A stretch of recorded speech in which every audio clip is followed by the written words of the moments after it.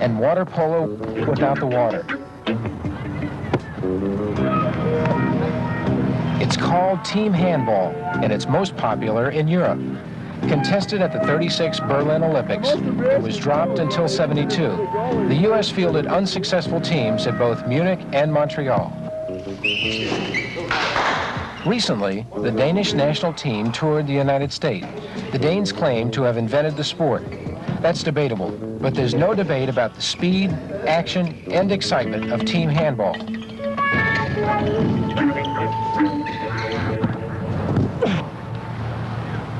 More on team handball after this.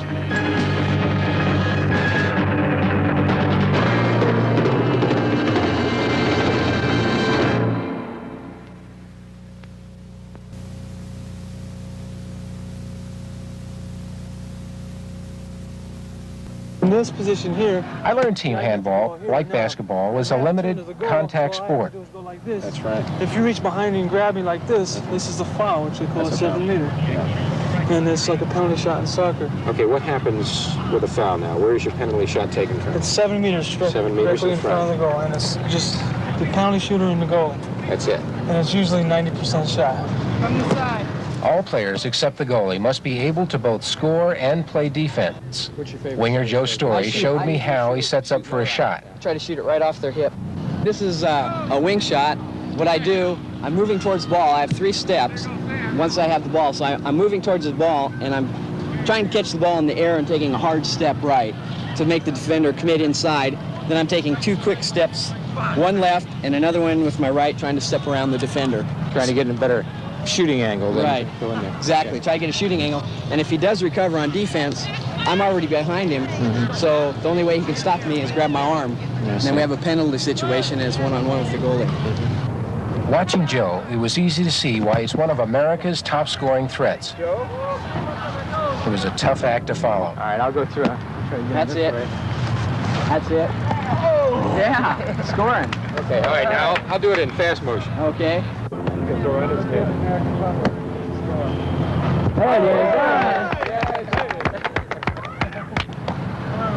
Like many of America's best players, Olympic veteran Rick Abrahamson developed his athletic skill on a basketball court long before he even knew what team handball was all about. Well, I was in the military in 1970, and I was playing on the All-Army basketball team, Presidio, working out with about 50 ex-college basketball players, and we're training to go to the World Championships, World Military Championships. And I was one of the last persons to not make the cut.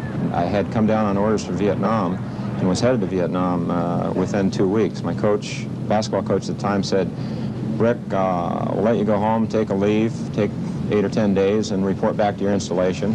Or you can go back to North Carolina, and there's this crazy, under-publicized sport called team handball that General Westmoreland is developing. And if you'd like, I'll give you an opportunity to try out for that team. And you might like it. I think you have a lot of ability in that area, in that it involves basketball talent, quickness, body contact. And so I chose to go back and try team handball, and turned out to be a great experience.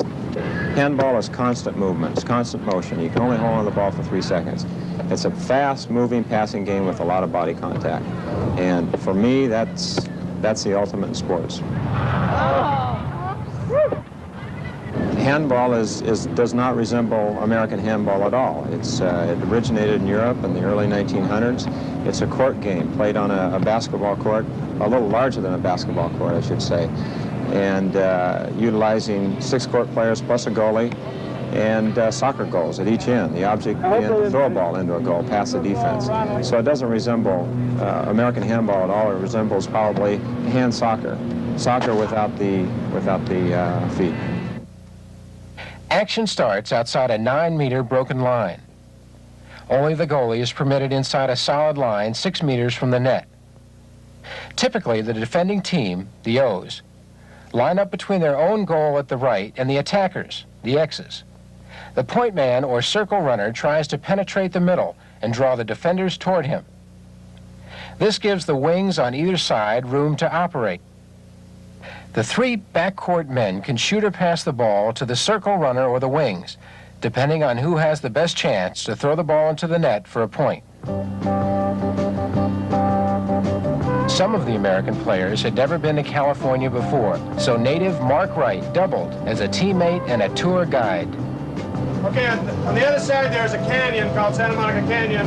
If there is an American ambassador for team handball, it has to be Mark Wright. Many people in the Federation have to wear a number of different hats, and the players are not accepted from that rule. I'm one of the older players on the team. So it just sort of happens that those who have the abilities in team handball are sort of get selected to do certain things, and if that happens to be a player, then so be it. We just don't have the manpower at this point in our development to exclusively divide players from administrators.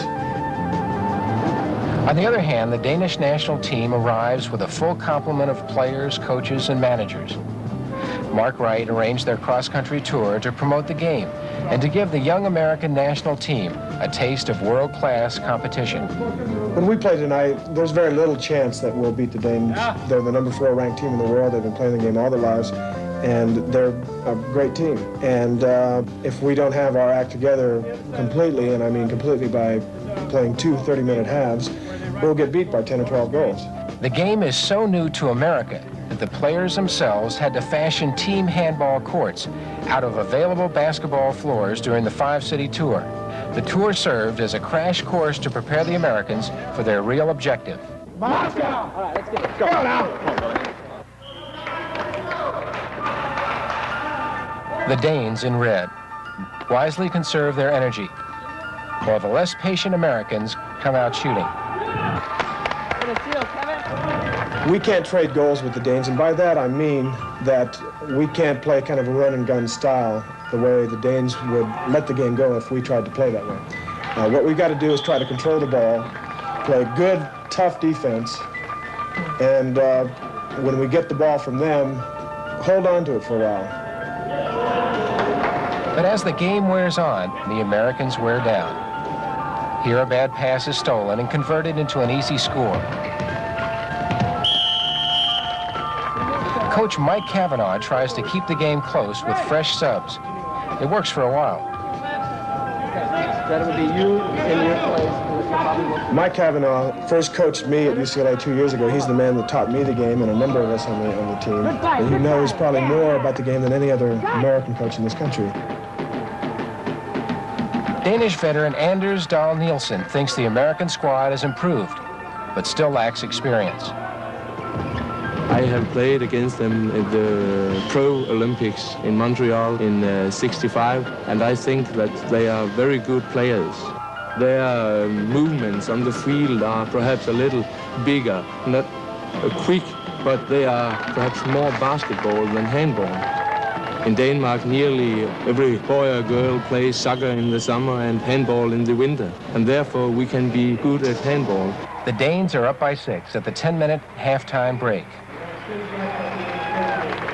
Let's get a taste for this pick and roll, the 6 and the playmaker screen. Stick with the simple stuff, all right? Then we can go with the opposite. The Danes are a great defensive team, and the techniques that they use defensively are of particular importance to us to learn. The American team has always been able to score on anybody, but the reason we get beat is we let too many goals go by us. We got to come out like that also. Let's go.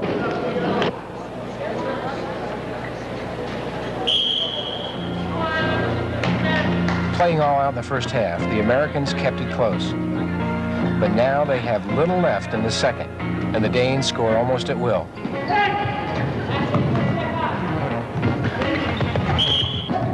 What was a close game becomes a rout. Goal, Denmark. Goal, Denmark. Goal, Denmark. Goal, Denmark, and they win 36-18. The only consolation the Americans get, another lesson on how the game must be played if they are to compete on a world-class level. The sting of defeat is eased at the post-game banquet. The United States has high hopes of being one of the 12 teams to qualify for the 1980 Games. We're guaranteed a spot in the 84 games as the host, and so that's a lot of worrying, a lot of time and trouble that we don't have to deal with in 84. And this time I'll get it right. Skål!